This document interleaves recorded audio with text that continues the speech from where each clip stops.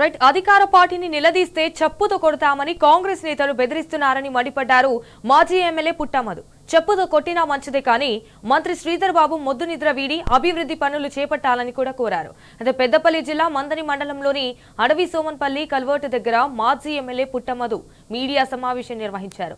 గతంలో బీఆర్ఎస్ ప్రభుత్వం ఉన్నప్పుడు పెద్దపల్లి నుండి కాటారం వరకు 10 మీటర్ల రోడ్డు నిర్మాణం చేపట్టామని, కనీసం కల్వర్టులు కూడా బాగు చేయలేని పరిస్థితిలో మంత్రి శ్రీధర్ బాబు ఉన్నాడని పుట్టమధు ఫైర్ అయ్యారు.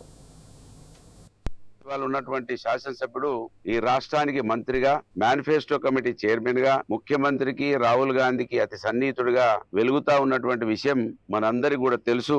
కాకరి సోమన్పల్లి సమీపంలో ఉన్న ఒక కల్వర్ట్ లో ఉన్నాం.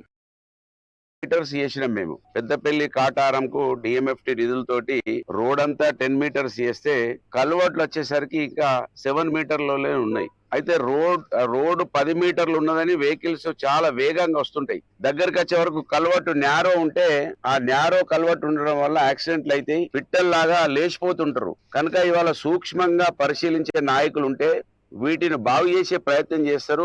నాలాంటి వాడిని ఎమ్మెల్యేగా ఉన్నప్పుడు, ప్రభుత్వంలో ఉన్నప్పుడు దానికి మీరే సాక్ష్యం. మన మంత్రి నుంచి బట్టువెల్లి దాకా ఎన్ని కల్వర్ట్లను బాగు చేసినామో, ఆ గండి కాడ ఎంత వెడల్పు చేసినామో మీరే చూసి ఆ గండిని కూడా చాలా అద్భుతంగా చేసినాం. దీని మీద దృష్టి పెట్టకపోవడం వలన మనం కోట్లు పెట్టి రానటువంటి ప్రాణాలు పోతా ఉంటాయి. కనుక ఇలాంటివి కూడా సూక్ష్మంగా ఆలోచిస్తాడు ఈ మట్టిలో పుట్టిన బిడ్డ పుట్టమధు అనే విషయాన్ని ఈ సమాజానికి తెలియజేస్తూ జై తెలంగాణ.